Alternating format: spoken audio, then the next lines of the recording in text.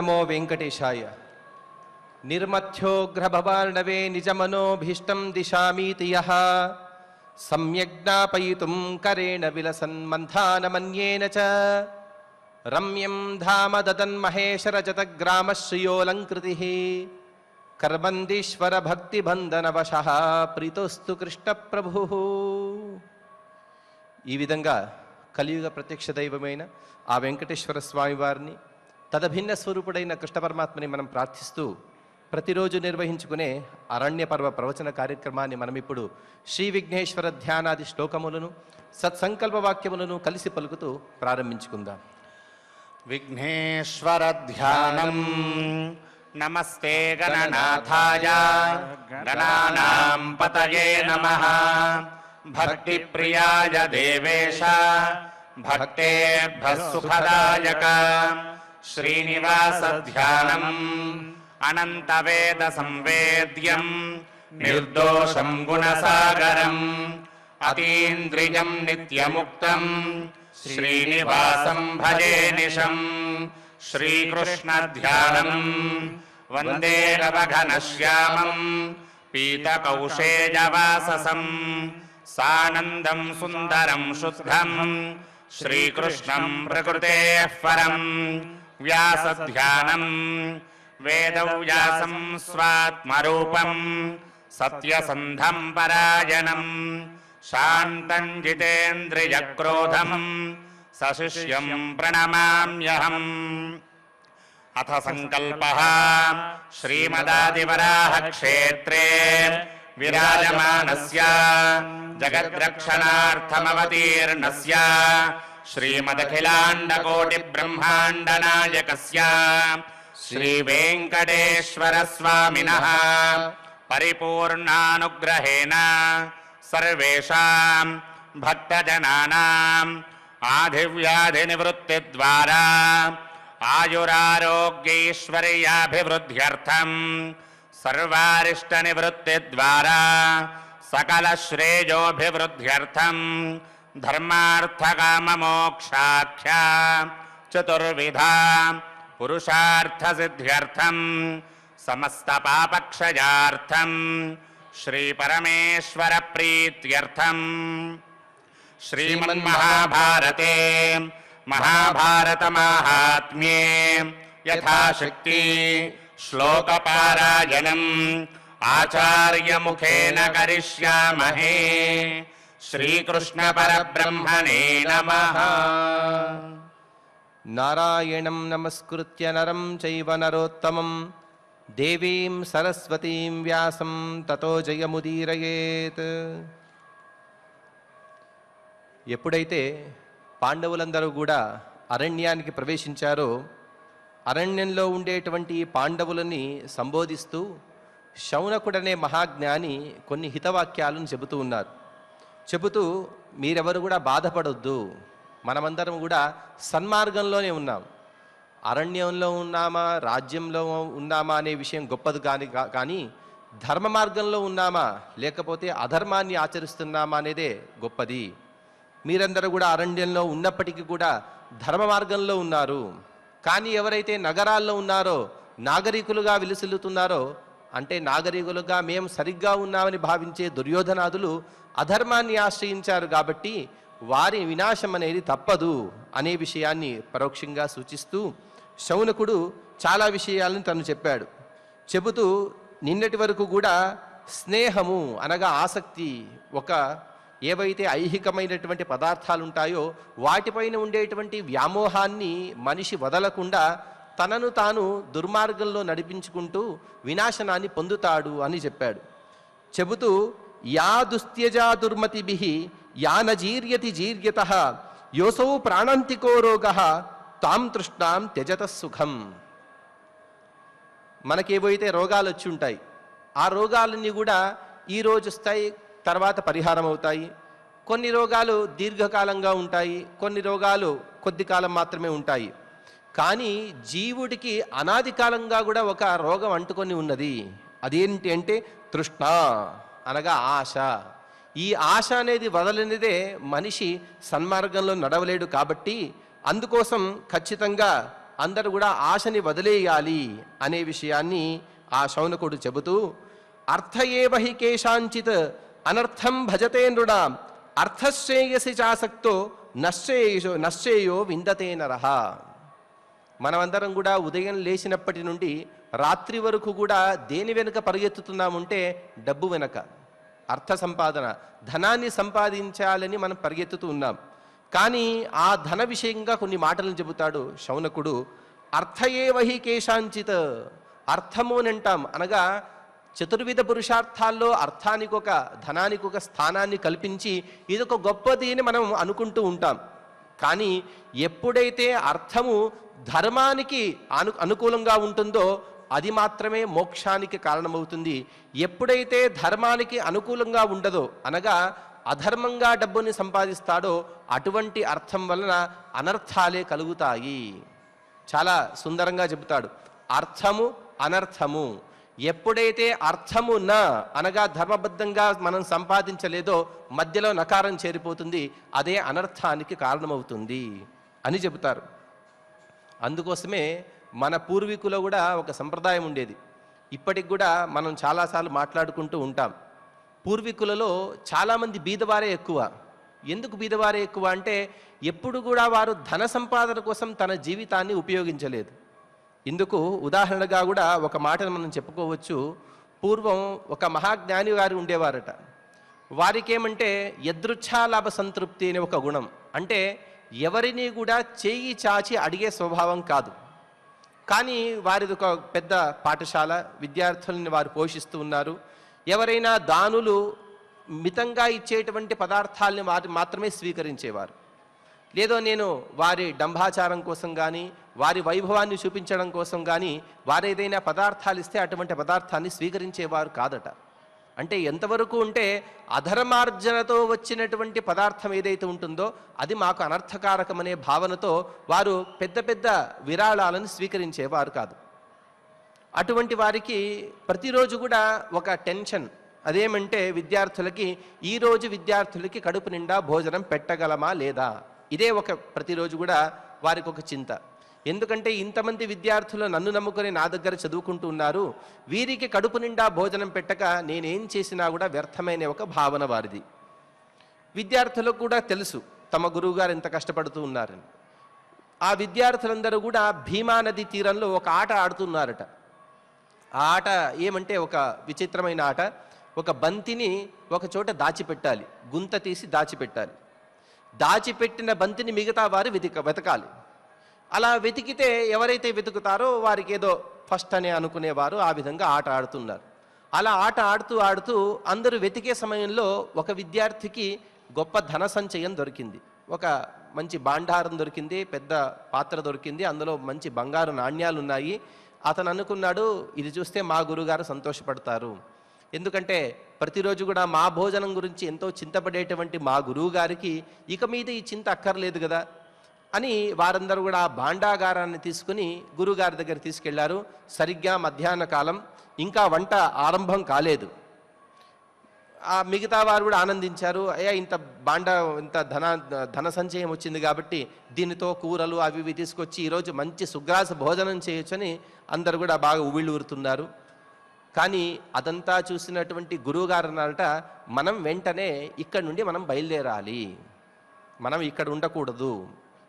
అదేంటండి, ఒకరోజు గడవడానికే మనకి ఇంత ఇబ్బందిగా ఉన్న సమయంలో ఇంత ధనం వస్తే ఈ ధనాన్ని వదిలి మనం ఇక్కడి నుండి వెళ్ళిపోవాలంటారు కదా అంటే అందుకు చెప్తారు, అతను ఏదైతే భూమిలో దొరుకుతుందో ఆ అన్ని ధనానికి కూడా రాజే ప్రధానమైనటువంటి అధికారి. రాజు తప్ప ఆ ధనాన్ని ఎవరు కూడా స్వీకరించకూడదు. అకస్మాత్తుగా రాజు యొక్క ఆజ్ఞ ఉంటే ఏదో కొంత భాగాన్ని మనం స్వీకరించవచ్చు. కానీ ధర్మశాస్త్రపరంగా మాత్రం ఇదంతా ధర్మశాస్త్రపరంగా. కానీ ఒక భక్తి మార్గంలో చూసుకుంటే మాత్రం వైభవాదులు మనకు అవసరం లేదు. అందుకోసమే కృష్ణ పరమాత్మ చెబుతాడు, ఎంతు రక్షితుమిచ్చామి తస్య విత్తం హరామ్యహం అని పరమాత్మ చెబుతాడు. అంటే నేనెవరినైనా రక్షించాలని ఆలోచిస్తే, అంటే ఎవరైనా మోక్షగామిని చేయాలని ఆలోచిస్తే మొట్టమొదటిగా వాడి దగ్గర ఉన్నటువంటి ధనాన్ని అపహరిస్తాను అని చెబుతాడు పరమాత్మ. అంటే వాడు నిర్ధనుడు కావాలి, కష్టపడుతూనే తన సాధన అనే దాన్ని చేసుకోవాలి. అంటే మన దగ్గర ఉన్న ధనాన్ని మొత్తం వదిలిపని అర్థం కాదు, కానీ పరమాత్మ యొక్క సంకల్పం ఆ విధంగా ఉండాలి. ఆ సంకల్పం తెలిసిన వారు కాబట్టి వారంటారు, ఇప్పుడు మాకు ధనం వచ్చింది, ఈ ధనం వలన మనకన్నీ కూడా అనర్థాలే కలుగుతాయి. ఎందుకంటే ఈరోజు ధనం ఉంది, విద్యార్థులందరూ కూడా ఆలోచిస్తారు, ఎందుకు చదువుతున్నాము? ధనార్జన కోసం.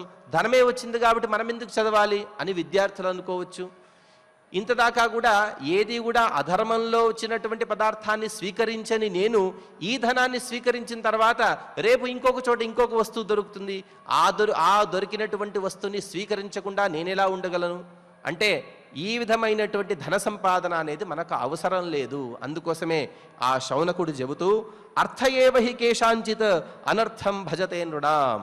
అర్థం వెనుక పరిగెత్తుతూ మనిషి అనేక అనర్థాలకి గురి కావస్తుంది. కాబట్టి అర్థశ్రేయసి చాసక్త నశ్రేయో విందతే నరః. అర్థమే గొప్పది. ఈ అర్థం వలన మాత్రమే మనం పురుషార్థాలని పొందగలము అని ఎవరైతే అనుకుంటారో వాడు మూర్ఖుడు అని చెబుతారు. ఇదే చర్చ ఒకసారి మహాభారత కాలంలో వస్తుందట. మహాభారతం యొక్క చివరి ఘట్టంలో ధర్మార్థ కామ మోక్షాలలో మోక్షమైతే ఉత్తమ పురుషార్థం, దానిలో ఎటువంటి సందేహం లేదు. ధర్మార్థ కామాలలో ఏది ఉత్తమము అని చెప్పినప్పుడు అర్జునుడు ఒక చాలా సుందరంగా చెబుతాడు, అర్థం కూడా మోక్షానికి కారణమవుతుంది. ఎలాగా అంటే దాని గురించి దానికి ఒక సంవాదం కూడా చెబుతాడు అర్జునుడు.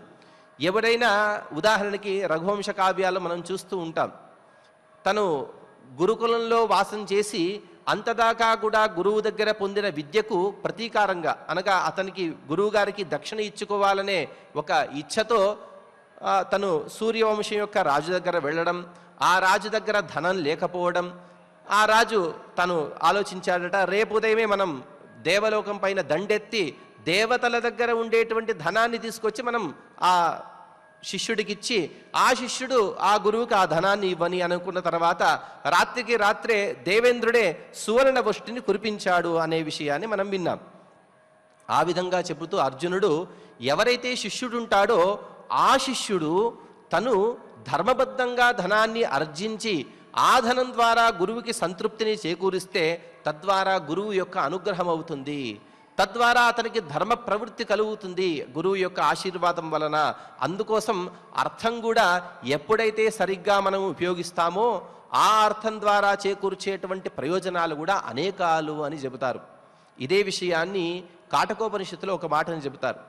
కాటకోపనిషత్తులో నచికేతుడికి యమధర్మరాజుల వారు చెబుతారు, నాయనా నీవేదేదో వరాలు కోరుకోవద్దు, బ్రహ్మజ్ఞానం అదంటావు, అదంటావు, ఇదంటావు, అదంతా ఎందుకు, నీకింకా చిన్న వయసు, దాదాపుగా 7 సంవత్సరాలు, అదేది వద్దు, అదిగో నీకు కావలసినటువంటి ఏదైతే పదార్థాలు ఉన్నాయో నీ భవిష్యత్తు కోసం అనేక రత్న రాశులను ఇస్తాను, సుందరమైనటువంటి స్త్రీలను ఇస్తాను, రాజ్యాన్ని ఇస్తాను, దీర్ఘమైనటువంటి ఆయుష్ను కూడా ఇస్తాను. ఇంత ఇచ్చి ఆయుష్ లేకపోతే ఏం ఉపయోగం, కాబట్టి అన్నీ ఇస్తాను అని చెప్పినా కూడా నచికేతుడు ఒకే ఒక మాట అంటాడు, అనిత్య ద్రవ్యై ప్రాప్తవానస్మి నిత్యం అని చెబుతాడు. అంటే ఈ ధనాదులు ఏవైతే ఉన్నాయో ఇవన్నీ కూడా అనిత్యాలు. సరే, అనిత్యాలైనప్పుడు మరి దానం గురించి ఎందుకు చెప్తారు అంటే ఆ అనిత్యమైనటువంటి పదార్థాన్ని సరిగ్గా సంపాదించి సత్పాత్రులకు దానం చేస్తే తద్వారా నిత్యమైనటువంటి లోకాలని పొందొచ్చు. అంటే ధనం ఏదో దాన్ని క్షుల్లకంగా చూడమని అర్థం కాదు, కానీ సరిగ్గా ఆర్జించాలి. సరిగ్గా ఆర్జించినటువంటి ధనాన్ని సరిగ్గా ఉపయోగం చేస్తే మాత్రమే దాని ప్రయోజనం అనేది పూర్తిగా చేకూరుతుంది. కాబట్టి ఇటువంటి అర్థాన్నే మనం సంపాదించాలి అనే విషయాన్ని ఈ శౌనకుడు చెబుతూ, దుఃఖేన చాదిగమ్యంతే తస్మాత్ నాశం నచింతయేత్ అసంతోష పరామూఢాః సంతోషం యాంతి పండితాః అని చెబుతారు.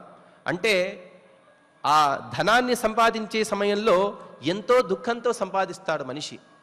ఉదయం వెళ్ళినప్పటి నుండి ఏమి తిన్నాడో తెలియదు, ఏమి తాగాడో తెలియదు, అలాగే ఉపవాసం ఉన్నాడో కూడా తెలియదు, కానీ తన కుటుంబం జరగాలి, తన పిల్లల యొక్క భవిష్యత్తు అనే ఒక గొప్ప ఆలోచనతో ఎంతో కష్టపడుతూ పురుషుడు ధనాన్ని ఆర్జిస్తాడు.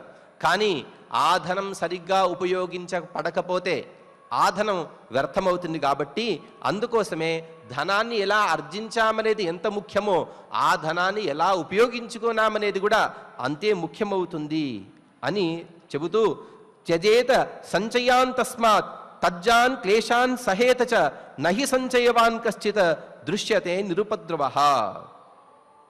ఏదో ధనాన్ని మనం సంపాదించినటువంటి ధనాన్ని సరిగ్గా రక్షించాలి. ఏదో ఈ కాలంలో అంటూ ఉంటారు, ఏదో షేర్ మార్కెట్లో పెట్టారు, ఎన్నో కోట్లు వచ్చాయి, కానీ ఆ షేర్ మార్కెట్ ప్రభావం వలన మొత్తం ధనాన్ని కూడా పోగొట్టుకోవలసి వచ్చింది అని. అంటే మనం ధనం ఎంత సంపాదించామో ఆ సంపాదించినటువంటి ధనాన్ని సరిగ్గా రక్షించడం అనేది కూడా చాలా కష్టమైనటువంటి పని. కాబట్టి ఈ విధంగా మాత్రమే ధనాన్ని ఆర్జించాలి. ధర్మార్థం యస్య విత్తేహ వరం తస్య నిరీహత ప్రక్షాళనాద్ధి పంకస్య శ్రేయోన స్పర్శనం రుణాం. మనం తెలుగులో కూడా ఒక మాటను అనుకుంటూ ఉంటాం, అడసు తొక్కనేల కాళ్ళు కడగనేలా అని. అంటే బురదలో కాళ్ళు ఎందుకు పెట్టాలి, మళ్ళీ కాళ్ళు ఎందుకు కడుక్కోవాలి? అందుకోసం నేను ధనాన్ని సంపాదించను, ధనం యొక్క సంపాదనే అవసరం లేకుండా నేను హాయిగా బతుకుతానంటే అలా కుదరదని చెబుతోంది శాస్త్రం. ఎందుకంటే ఉద్యోగం పురుష లక్షణం. ఉద్యోగం అంటే ఉద్యోగం చేయమని అర్థం కాదు, కానీ ప్రయత్నం చేయాలి. ప్రయత్నం చేస్తూ ధర్మబద్ధంగా నీవేదైతే సంపాదిస్తావో అటువంటి సంపాదన ద్వారా మాత్రమే నీకు కానీ నీ కుటుంబానికి కానీ క్షేమం చేకూరుతుంది. కాబట్టి ధర్మబద్ధంగా మాత్రమే నీవు అర్థాన్ని సంపాదించే ప్రయత్నం చేయి.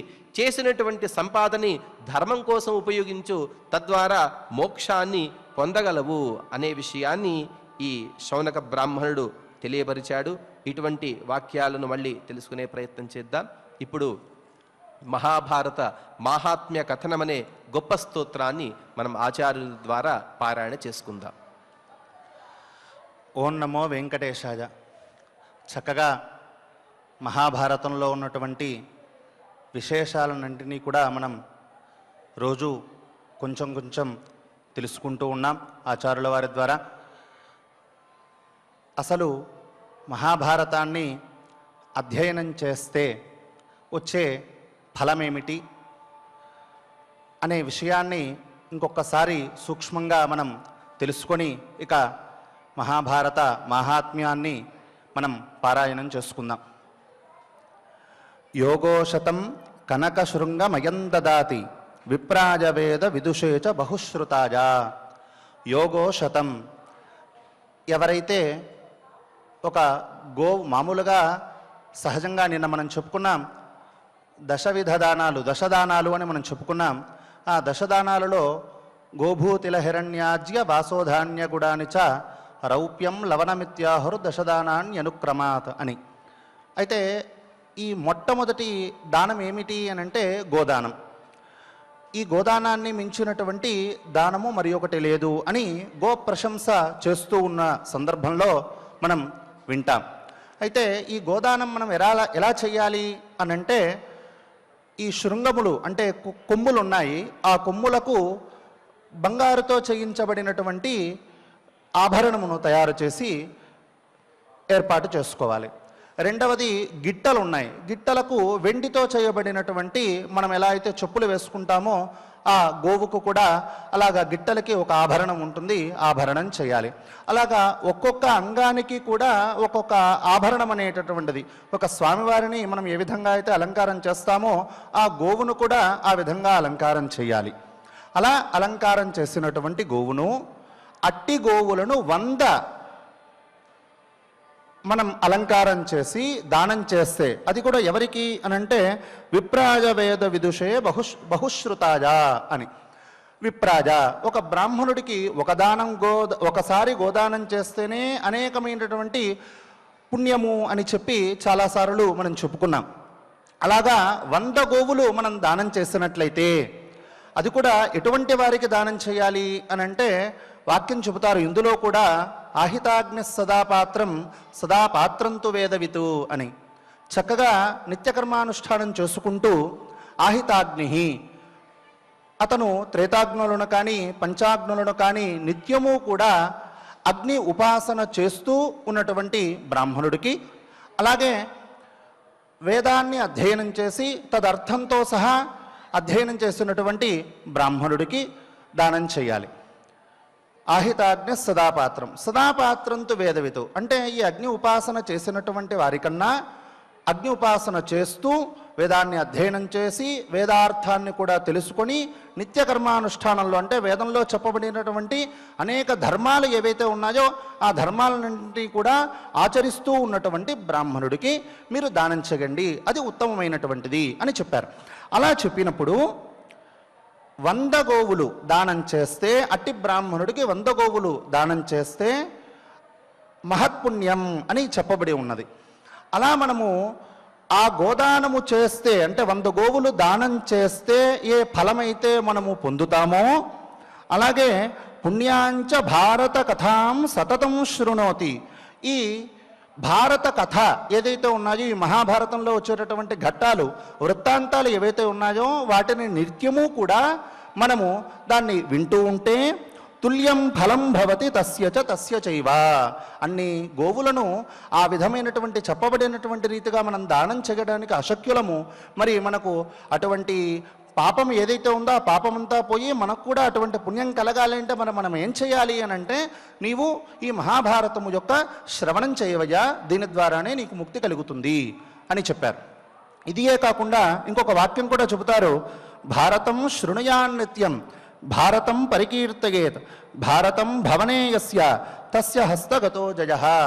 ఎవరైతే మహాభారతాన్ని నిత్యము కూడా అధ్యయనం చేస్తూ నిత్యము కూడా ఎవరైతే ఆ భారతములో ఉన్నటువంటి కథలన్నంతా కూడా శ్రవణం చేస్తారో వింటారో వారికి అదేవిధంగా భారతం భవనే యస్య ఎవరి యొక్క ఇంట్లో అయితే భారతం ఉంటుందో అంటే భారత గ్రంథం సహజంగా భారత గ్రంథం ఉంటే వారికి తస్య హస్తగతో జయ, వారికి జయము అని అంటే మనము చేసేటటువంటి కర్మ అంతా కూడా ఫలమవుతుంది అని ఒక అర్థము. అదేవిధంగా ఇక్కడ జగ శబ్దానికి మహాభారతము అంటే తన గుప్పెట్లో ఉంటుందో అంటే ఆ భారతాన్నంతా కూడా వడపోసినటువంటి వారైతే అంటే ఆ వృత్తాంతాలన్నింటినీ కూడా తెలుసుకొని తన నిత్య ధర్మాచరణ నిత్య కర్మానుష్ఠానంలో ఆ వృత్తాంతాదుల్లో చెప్పబడినటువంటి ధర్మాలు ఏవేవైతే ఉన్నాయో వాటినన్నిటినీ కూడా మనం అనుసరిస్తూ ఎవరైతే జీవనం కొనసాగిస్తారో వారికి ఈ విధమైనటువంటి పుణ్యం కలుగుతుంది అని దాని యొక్క తాత్పర్యం. అందువలన అంతటి విశేషమైనటువంటి ఈ భారత కథాశ్రవణాన్ని మనము నిత్యము కూడా చేసుకుంటున్నాం. ఇక భారత మహాత్మ్య వృత్తాంతాన్ని ఇక మనం పారాయణం చేసుకుందాం. పారాశర్యవచః సరోజమమలం పారాశర్యవచః సరోజమమలం గీతార్థగంధోత్కటం గీతార్థగంధోత్కటం నానాఖ్యానకకేసరం హరికథా నానాఖ్యానకకేసరం హరికథా సంబోధనాబోధితం సంబోధనాబోధితం లోకే సజ్జన షట్పదైరహరః లోకే సజ్జన షట్పదైరహరః పేపీయమానం ముదా పేపీయమానం ముదా భూయాత్ భారత పంకజం కలిమలా భూయాత్ భారత పంకజం కలిమలా ప్రధ్వంసిన శ్రేయసే ప్రధ్వంసిన శ్రేయసే యత్ర విష్ణు కథా దివ్యాః యత్ర విష్ణు కథా దివ్యాః శ్రుతయశ్చ సనాతనాః శ్రుతయశ్చ సనాతనాః తచ్శ్రోతవ్యం మనుష్యేన తచ్శ్రోతవ్యం మనుష్యేణ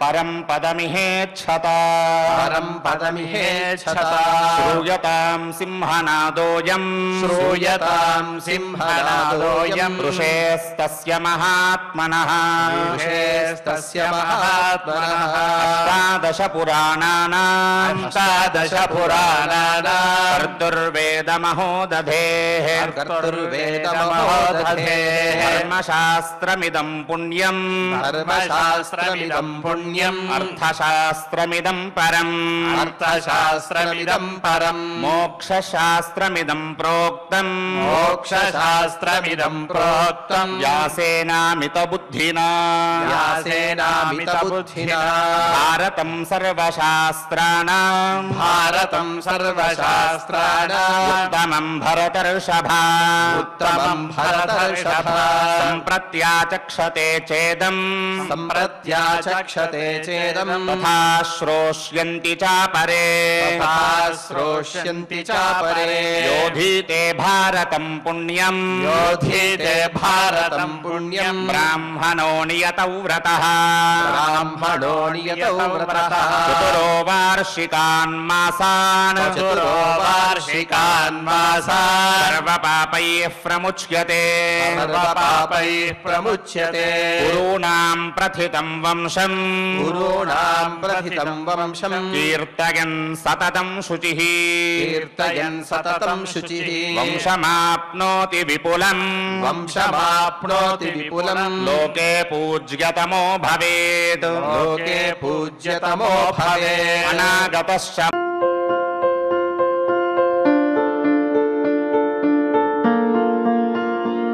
సంస్కృతి సంప్రదాయం ప్రేమ ఆప్యాయత రాజసం ఉట్టిపడే వేడుకలకు అనువైన ప్రదేశం ఎంఎల్ఎన్ కన్వెన్షన్ హాల్. కని విని ఎరుగని రీతిలో జరిగే మీ ఇంటి కళ్యాణ వైభోగానికి అందమైన కళ్యాణ వేదిక MLN convention hall. MLN convention hall ప్రత్యేకతలు: సువిశాలమైన wedding halls, centralise AC, banquet hall మరియు విశాలమైన డైనింగ్ హాల్, వధువరుల కోసం ప్రత్యేక ఏసీ మరియు నాన్ ఏసీ గదులు, నక్షత్రాల వెలుగులో పచ్చని పచ్చికపై పార్టీల కోసం అనువైన గార్డెన్. ఎంఎల్ఎన్ కన్వెన్షన్ లో సీసీటీవీ పర్యవేక్షణతో పూర్తి భద్రత. ఎక్స్పీరియన్స్ అండ్ ప్రొఫెషనల్ వర్కర్స్ గల అన్నపూర్ణ గ్రూప్ వారి సేవలు. 2000 వాహనాలు పార్కు చేసేందుకు సువిశాల పార్కింగ్ సౌకర్యం. మీ ఇంట జరిగే అన్ని శుభకార్యాలకు, పెళ్లి, reception, engagement, birthdays, get together, corporate events, ఏ ఇతర శుభకార్యాలకైనా అందమైన వేదిక ఎంఎల్ఎన్ కన్వెన్షన్ హాల్. బుకింగ్ కోసం సంప్రదించండి 7550438888 మరియు 7550428888. మా అడ్రస్ చీర్యాల లక్ష్మీ నరసింహస్వామి దేవాలయం ప్రక్కన, near outer ring road, Keesara junction, Cheeryal గ్రామం, మేడ్చల్ జిల్లా. మోక్షశ్చ అనాగతశ్చ మోక్షశ్చ కృష్ణద్వైపాయనః ప్రభుః కృష్ణద్వైపాయనః ప్రభుః సందర్భం భారతస్యాస్య కృతవాన్ ధర్మకామ్యయా ధర్మే చార్థే చ కామే చ మోక్షే చ భరతర్షభ యది హాస్తి తదన్యత్ర యన్నేహాస్తి న కుత్రచిత్ ఏతత్ పవిత్రం పరమం ఏతద్ధర్మ నిదర్శనం ఏతత్ సర్వగుణోపేతం శ్రోతవ్యం భూతిమిచ్చత కాయికం వాచికం చైవ మనసా సముపార్జితం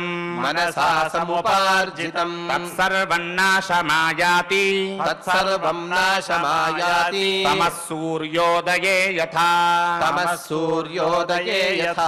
ఇదం మానవో లోకే పుణ్యార్థే బ్రాహ్మణాన్ శుచీన్ శ్రావయేత మహాపుణ్యం తస్య ధర్మః సనాతనః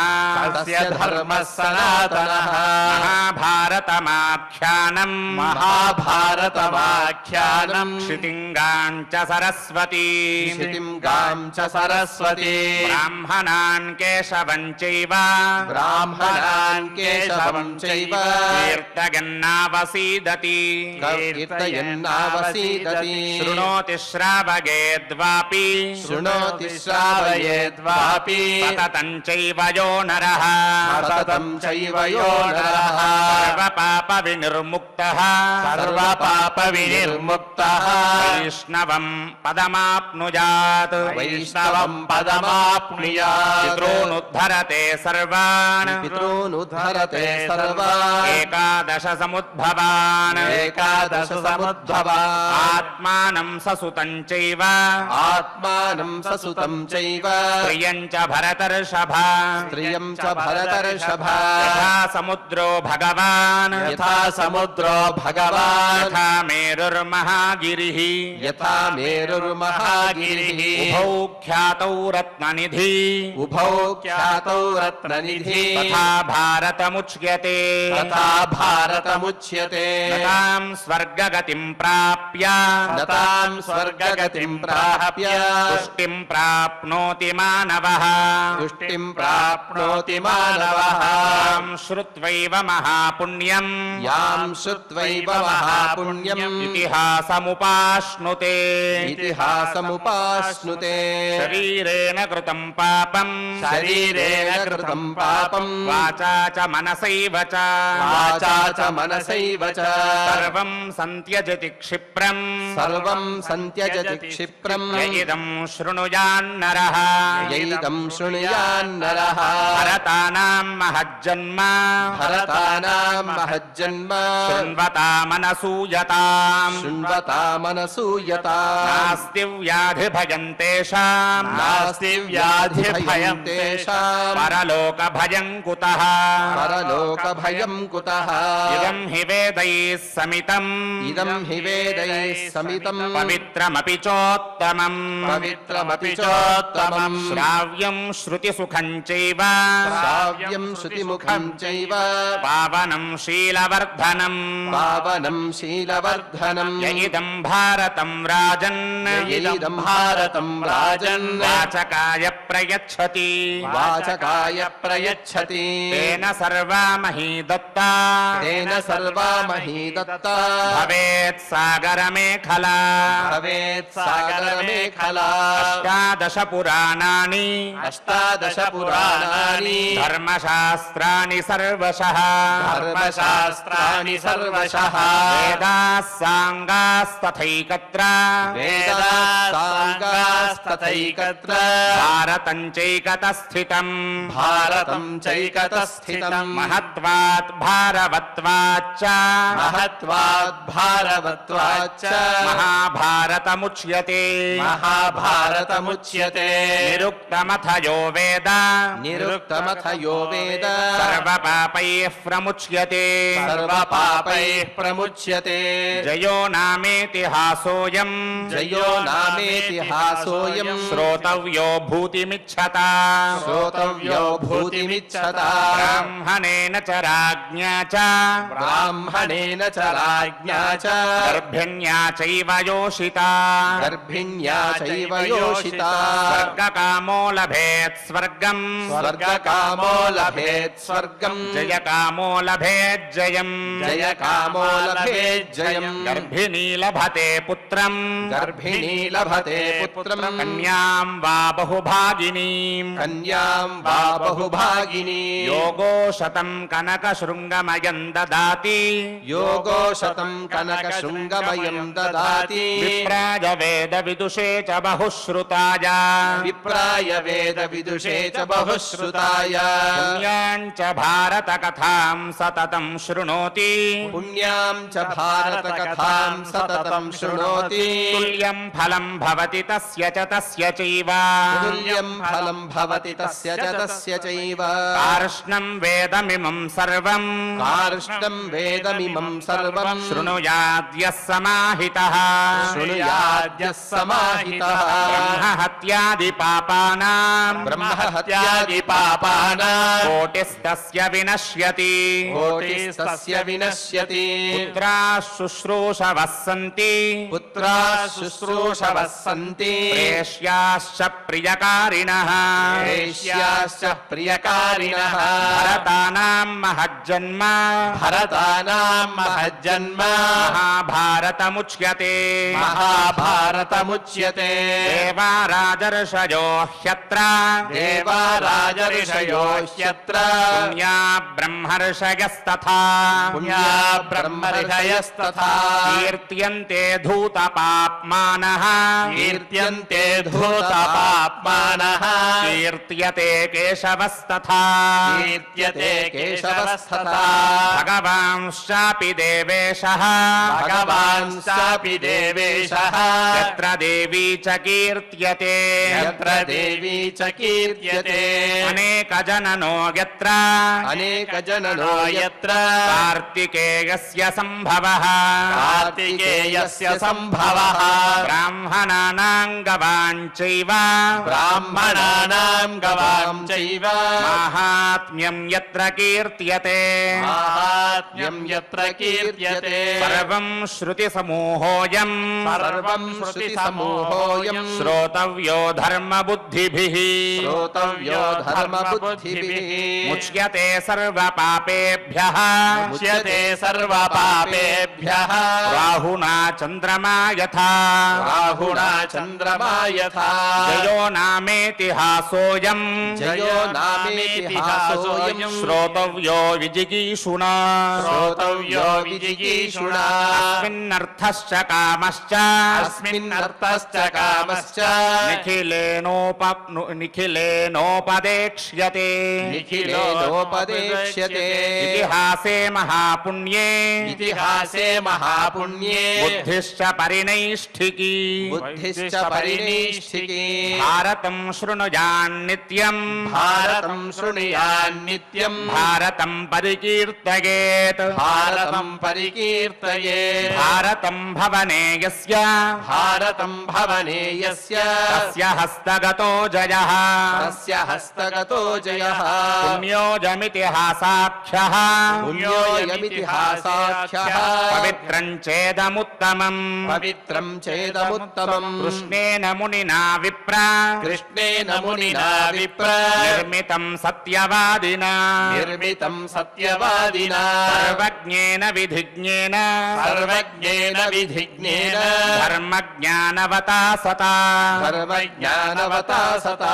अतीन्द्रियेण शुचिना अतीन्द्रियेण शुचिना तपसा भावितात्मना तपसा भावितात्मना ऐश्वर्ये वर्तता चैव ऐश्वर्ये वर्तता चैव साङ्ख्ययोगवता तथा साङ्ख्ययोगवता तथा नैकतन्त्रविबुद्धेन नैकतन्त्रविबुद्धेन दृष्ट्वा दिव्येन चक्षुषा दृष्ट्वा दिव्येन चक्षुषा कीर्तिं प्रथयता लोके कीर्तिं प्रथयता लोके पाण्डवानां महात्मनां पाण्डवानां महात्मनाम् अन्येषां क्षत्रियाणां च अन्येषां क्षत्रियाणां च भूरिद्रविणतेजसां भूरिद्रविणतेजसाम् अष्टादशपुराणानाम् अष्टादश पुराणानां श्रवणाय यत्फलं भवेत् श्रवणात् यत्फलं भवेत् तत्फलं समवाप्नोति तत्फलं समवाप्नोति वैष्णवो नात्र संशयः वैष्णवो नात्र संशयः स्त्रियश्च पुरुषाश्चैव स्त्रियश्च पुरुषाश्चैव वैष्णवं पदमाप्नुयुः वैष्णवं पदमाप्नुयुः स्त्रीभिश्च पुत्रकामाभिः स्त्रीभिश्च पुत्रकामाभिः श्रोतव्यं वैष्णवं यशः श्रोतव्यं वैष्णवं यशः नरेण धर्मकामेन नरेण धर्मकामेन सर्वश्रोतव्य इत्यपि सर्वश्रोतव्य इत्यपि निखिलेनेतिहासोऽयं निखिलेनेतिहासोऽयं ततः सिद्धिमवाप्नुयात् ततः सिद्धिमवाप्नुयात् शृण्वन् श्राद्धः पुण्यशीलः शृण्वन् श्राद्धः पुण्यशीलः श्रावयंश्चेदमद्भुतम् श्रावयंश्चेदमद्भुतम् नरः फलमवाप्नोति नरः फलमवाप्नोति राजसूयाश्वमेधयोः राजसूयाश्वमेधयोः त्रिभिर्वर्षैर्लब्धकामः त्रिभिर्वर्षैर्लब्धकामः कृष्णद्वैपायनो मुनिः कृष्णद्वैपायनो मुनिः नित्योत्थितः शुचिः शक्तः नित्योत्थितः शुचिः शक्तः महाभारतमादितः महाभारतमादितः तपो नियममास्थाय तपो नियममास्थाय कृतमेतन्महर्षिणा कृतमेतन्महर्षिणा तस्मान्नियमसंयुक्तैः तस्मान्नियमसंयुक्तैः श्रोतव्यं ब्राह्मणैरिदम् श्रोतव्यं ब्राह्मणैरिदम् महीं विजयते राजा महीं विजयते राजा शत्रूंश्चापि पराजयेत् शत्रूंश्चापि पराजयेत् इदं पुंसवनं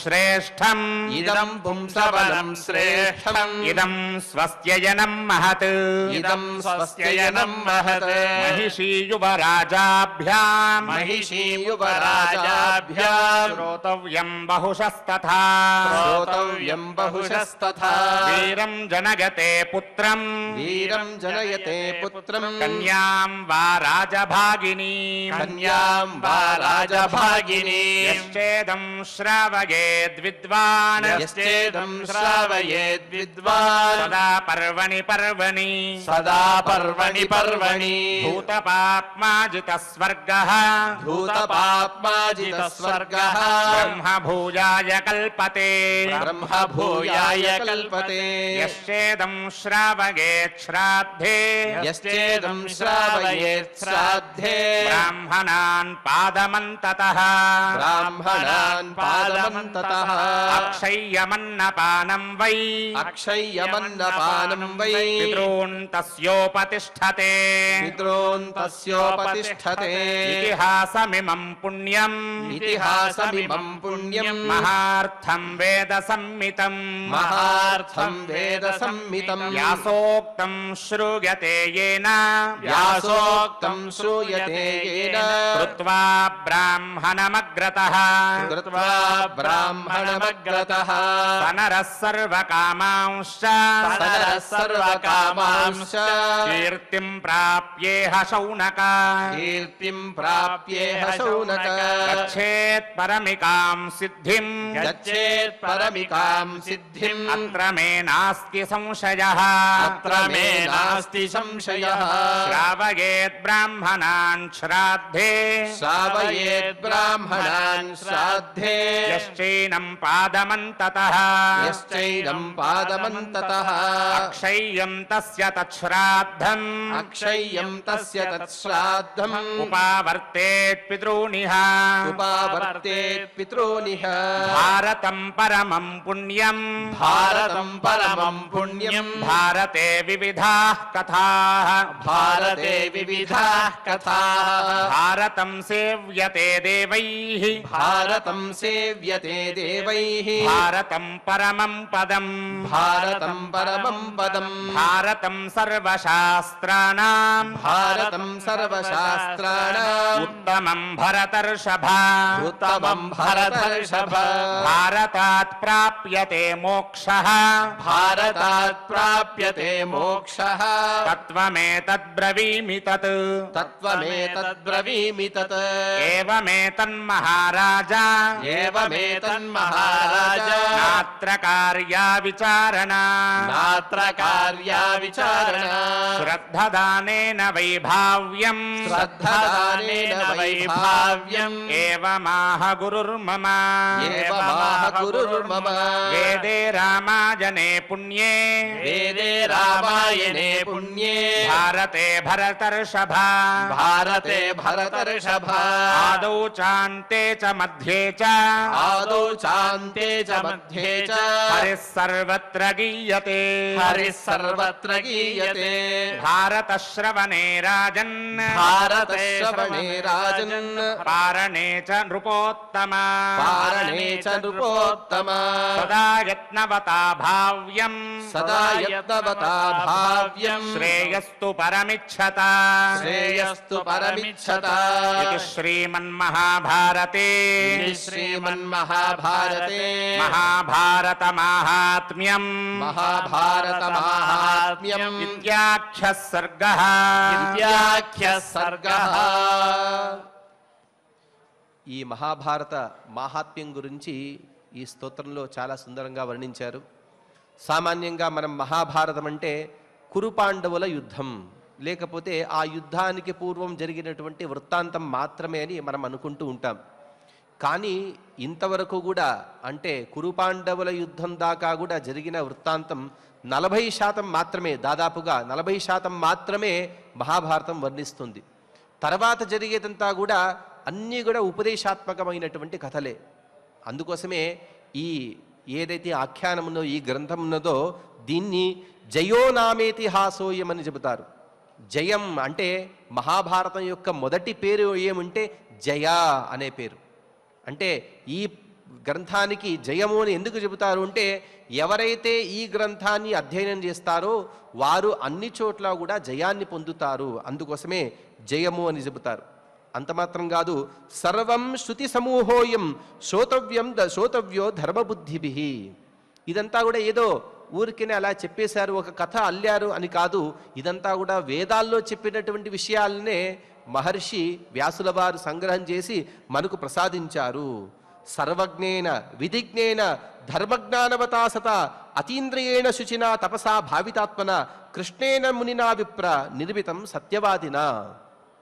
కృష్ణ పరమాత్మ దీన్ని రచించారు అని చెబుతారు. అంటే ఇక్కడ కృష్ణ అనే పదానికి మనం తెలుసుకోవాల్సింది వేదవ్యాసుల వారు అని. అంటే కృష్ణుడి జన్మ కన్నా మొట్టమొదటిగా పుట్టిన వాళ్ళు వేదవ్యాసుల వారు. ఆ వేదవ్యాసుల వారు కూడా నీలమేఘశ్యాములు కాబట్టి వారిని కూడా కృష్ణ అనే పేరుతో పిలుస్తూ ఉంటారు. అటువంటి సాక్షాత్ వ్యాసుల వారు ఈ గ్రంథాన్ని రచించారు.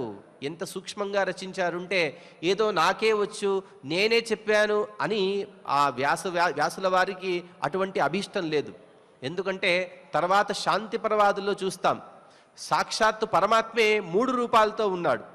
ఎప్పుడైతే భీష్మాచార్యుల వారు అంపశయ్యపై ఉన్నారో అటువంటి సందర్భంలో వేదవ్యాస రూపి కూడా పరమాత్మే, కృష్ణుడు కూడా సాక్షాత్తు మహావిష్ణువే, అలాగే పరశురాముడు కూడా ఉన్నాడు. కానీ తనే ఉపదేశం చేయలేదు పరమాత్మ. తను అనుకొని ఉంటే అన్ని ప్రశ్నలకు కూడా ఏదైతే యుధిష్ఠిరుడు సంధించాడో అన్ని ప్రశ్నలకు పరమాత్మే దానికి ఉత్తరం ఇచ్చి ఉండొచ్చు. కానీ పరమాత్మకి అది అభీప్సితం కాదు.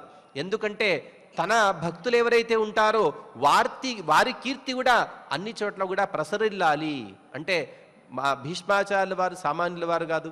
దాదాపుగా 500 సంవత్సరాల కన్నా ఎక్కువ అధ్యయనం చేసినటువంటి మహాజ్ఞాని, ఎన్నో కష్టాలను చూసినటువంటి వారు, వారి యొక్క గొప్పదనం తెలియాలి అనే ఒక భావనతో మాత్రమే పరమాత్మ వారి కీర్తి, వారికి కూడా భీష్మాచార్యుల వారు కూడా అధికమైనటువంటి కీర్తి రావాలి అనే సదుద్దేశంతో పరమాత్మ ఇటువంటి గ్రంథాన్ని తను రచించాడు.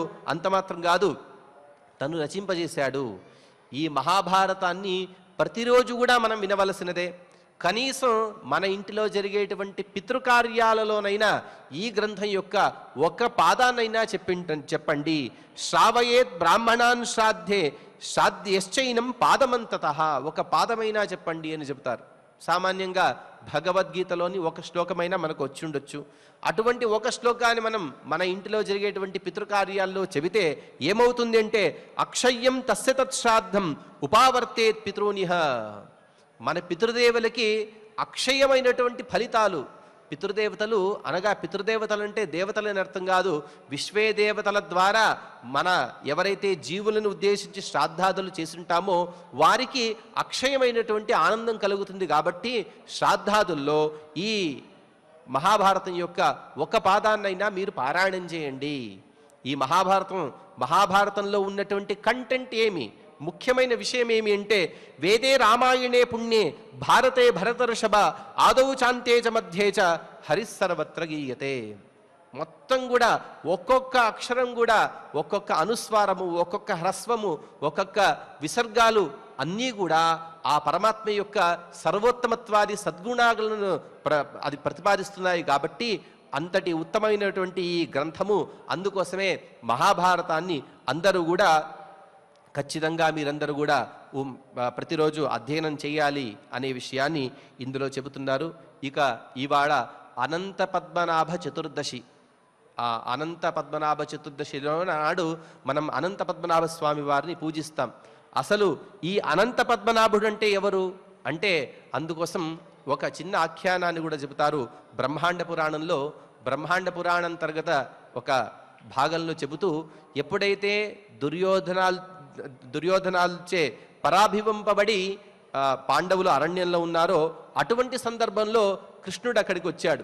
వచ్చిన తర్వాత ధర్మరాజు అడుగుతున్నాడు, నాకు ఇటువంటి కష్టాలు వచ్చాయి కాబట్టి ఈ కష్టాలకు పరిహారం ఏదైనా ఉన్నదా అంటే అందుకు సాక్షాత్తు కృష్ణ పరమాత్మే ఉపదేశించిన గొప్ప వ్రతరాజం ఇది. ఈ అనంత వ్రతాన్ని చేయమని పరమాత్మే చెబుతూ, ఈ అనంతుడు అంటే ఎవరు అంటే విశ్వరూపం అనంతం చ యస్మిన్ ఇంద్రాశ్చతుర్దశ వశవో ద్వాదశాదిత్యాః రుద్రా ఏకాదశ స్మృతాః సప్తర్షయః సముద్రాశ్చ పర్వతాః సరితోద్రుమాః నక్షత్రాణి దిశో భూమిః పాతాళం భూర్భువాదికం. ప్రపంచంలో ఉండేటువంటి ఎన్నైతే పదార్థాలున్నాయో ఆ అన్ని పదార్థాలు కూడా ఒక శరీరంగా ఉంటాయి.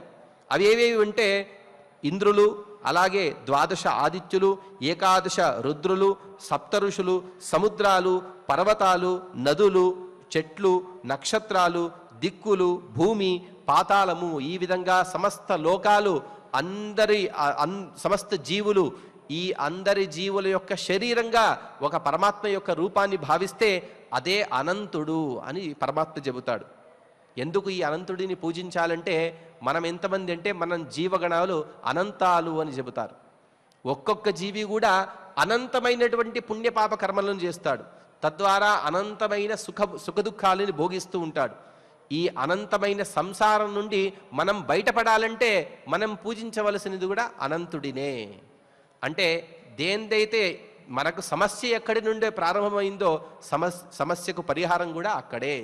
సమస్య ఎక్కడుంది? అనంతమైన సంసారం. పూజ కూడా అనంతమైన అనంతుడి పూజ. తద్వారా మాత్రమే ఈ అనంతమైన సంసారం నుండి మనకు మోక్షం లభిస్తుంది. కాబట్టి ఇటువంటి పరమాత్మని పూజించండి అని పరమాత్మ చెబుతూ, సంసార గహ్వర గుహాసు సుఖం విహర్తుం వాంఛంతి ఏ కురుకులోద్భవ శుద్ధ సత్వాహ సంపూజ్య చ త్రిభువనేశమనంతదేవం బద్ధంతి దక్షిణకరే వరదోరకంతే. ఎవరైతే ఈ ఘోరమైనటువంటి సంసారంలో సుఖంగా ఉండాలి, సంసారం నుండి దాటిన తర్వాత కూడా పైలోకాల్లో కూడా మనం సుఖంగా ఉండాలని ఎవరైతే అభిలషిస్తారో, ఎవరైతే ఇచ్చిస్తారో అటువంటి వారు త్రిభువనేశం అనంతదేవం, 3 లోకాలు కాదు సమస్త లోకాలకు అధిపతి అయినటువంటి ఈ అనంత పద్మనాభుడిని పూజిస్తే వారు అనంతమైనటువంటి సుఖాన్ని అనగా మోక్షాన్ని పొందవచ్చు అని పరమాత్మ ఆ భవిష్యోత్తర పురాణంలో చెప్పి ఉన్నాడు. అటువంటి అనంత పద్మనాభ స్వామి వారిని కూడా మనం స్మరించుకుందాం.